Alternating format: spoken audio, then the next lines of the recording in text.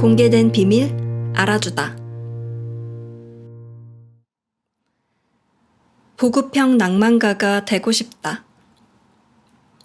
외를 사유해 오래가는 사람이 되고 싶다.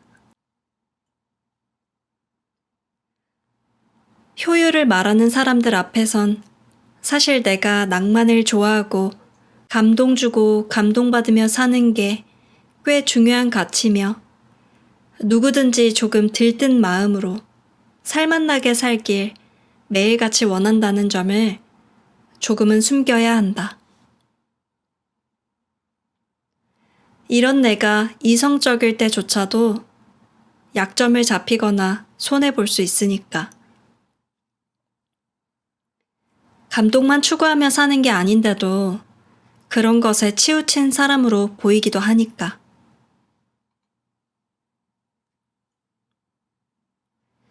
살아간다는 건 매일매일 새로운 길로 접어드는 것. 원하든 원하지 않든 매일매일 쏟아져 들어오는 현실과 마주하는 것. 우리가 왜 사는지, 무엇 때문에 사는지에 대한 질문을 포기하지 마라. 그 질문을 포기하는 순간 우리의 낭만도 끝이 나는 거다. 낭만 닥터 김사부. 그런데 정말 냉철해야 할 것 같은 의사가 낭만이라니. 낭만이 뜬구름 잡는 이야기가 아니라 낭만이란 왜 사는지, 무엇 때문에 사는지 끊임없이 물어보는 것이라 한다. 고삐를 풀고 해이해지는 게 아니라 더 근원적으로 돌아가 삶을 더 단단히 지탱해주는 거라 한다. 낭만의 재해석 반갑다. 사실 왜를 사유하지 않는 것들은 수명이 짧다. 낭만은 생산성, 경제성과는 달리 쓸모없는 것으로 비칠지 모르지만 바로 그 쓸모없는 지점이 사람을 윤택하게 한다. 살맛나게 한다. 쏟아지는 현실에 마주하려면 새로운 경험으로 무장돼 있어야 하며 삶이 던지는 질문에 답하려면 마음을 무르게 하는 것들로 정신을 맑게 유지해야 한다. 이것이 쓸모없는 것에 쓸모 있음이라 늘 생각해왔다. 그러니 사람들은 효율과 쓸모없음을 오가야 비로소 잘 살아간다고 자부할 수 있다. 잘 산다는 건 소모되는 게 아니라 깊어지는 것. 아웃풋 와중에 인풋으로 보강받는 것. 숨 쉴 틈 없이 바쁜 와중에 하는 숨 고르기. 건조한 눈보다는 생글생글한 눈빛. 입모양 외에도 눈과 귀의 근육, 마음까지 함께 웃기. 그리고 자기 안에 사람됨을 발견하는 데 숨어 있다. 효율은 정오에 있으니 자정에는 낭만에 대해 이야기해야겠다. 읽는 것, 보는 것, 먹는 것, 듣는 것, 감상하는 것, 느끼는 것, 그리하여 아름다워지는 것. 그렇게 사는 것에 관한 이야기 말이다. 그래서 너와 내가 필요한 사람이 아닐 때도 살아갈 이유가 몇 가지나 되고 누군가에게 필요가 많은 사람일 때도 오래 그 역할을 하는데 낭만이 도움이 되었으면 한다. 낭만적이면 안 되나요? 사는 것처럼 살고 싶어서 그러는데.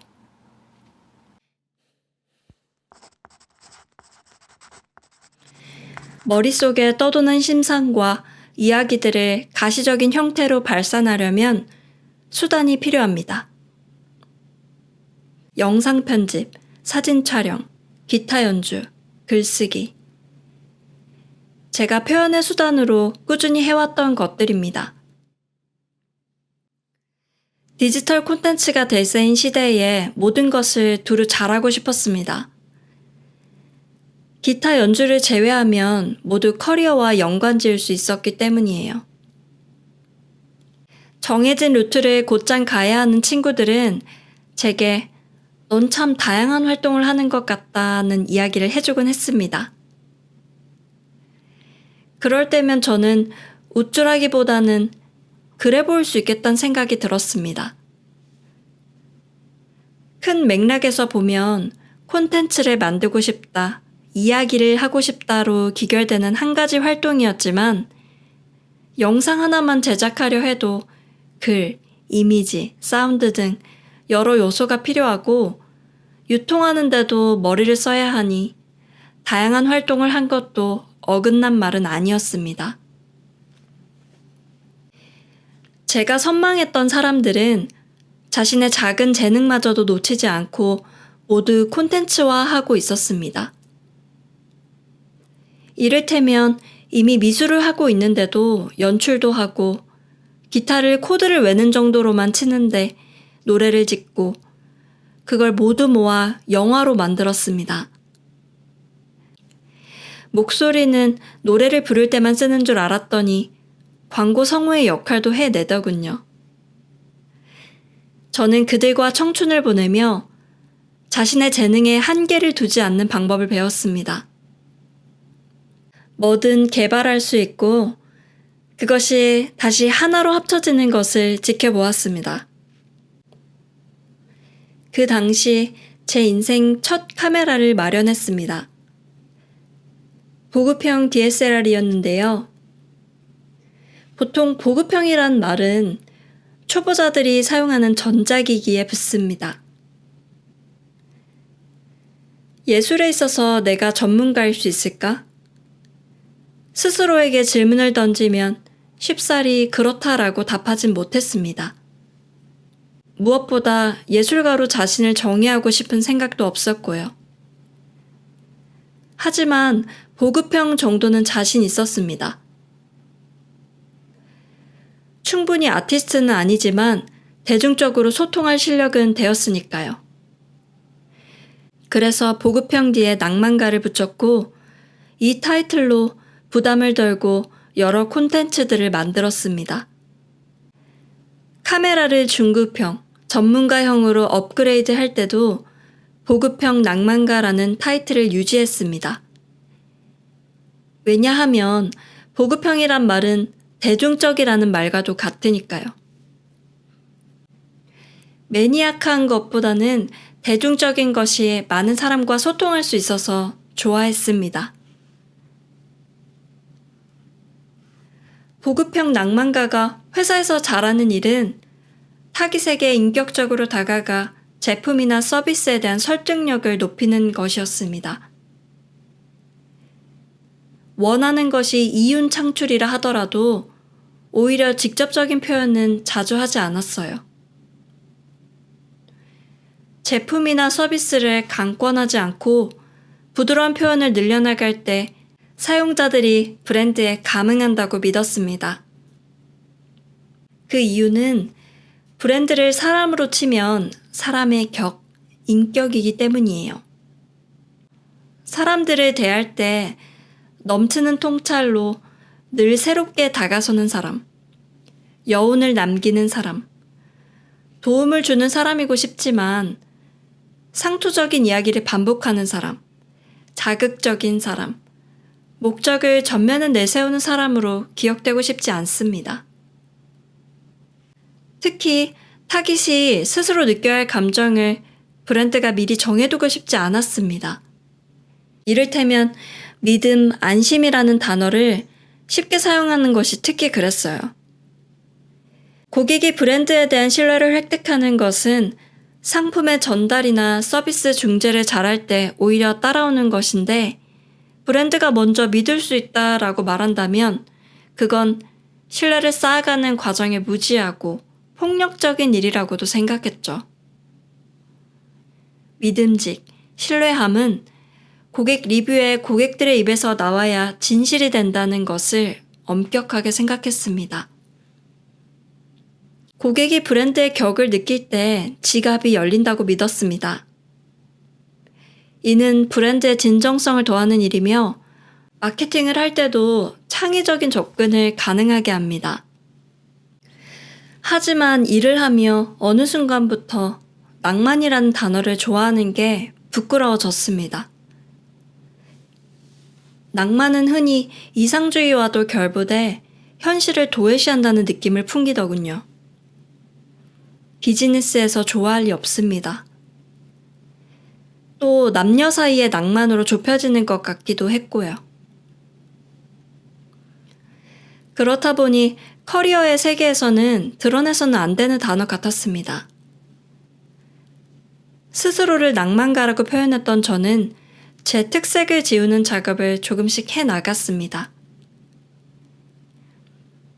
그러다 낭만 닥터 김사부의 명대사를 만났습니다. 생명을 다루는 의사가 낭만이라니.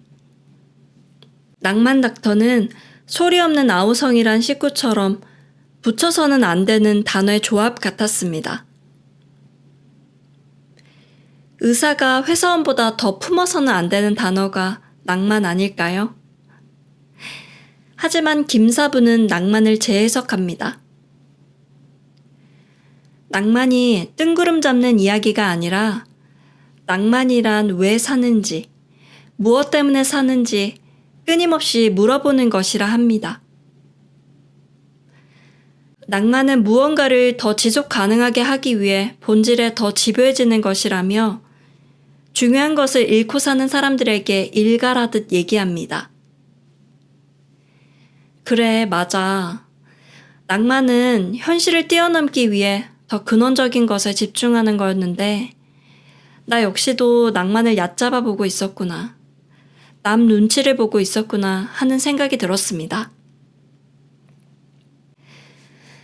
어쩌면 사람들은 낭만으로 시작해서 구색 맞추기에 집중하고 있는 것은 아닐까요? 우리는 낭만적이지가 않아서 뭐든 빠르게 넘기느라 현실을 현실 그대로 사는 게 아닐까요? 내가 그 일을 시작했던 이유를 잃어버리면서 말이에요. 아니 어쩌면 첫 마음을 한 번도 잊지 않고도 둔해진 상태로 지내며 말이에요. 이제 저도 김사부처럼 낭만을 제대로 해석해야겠습니다. 우리가 일의 이유를 찾을 때 낭만이 윤활유 같은 역할을 해준다고 믿습니다. 하고 있는 일이 본질을 잃지 않도록 중심을 잡는 철학자의 역할을 한다고 여깁니다. 이제는 많은 것에 왜? 라는 질문을 던져 사변적인 것에 마음을 빼앗기지 않으려 합니다. 마스다 미리의 책 뭉클하면 안 되나요에서 따왔습니다. 낭만적이면 안 되나요? 여전히 보급형 낭만가가 되고 싶습니다.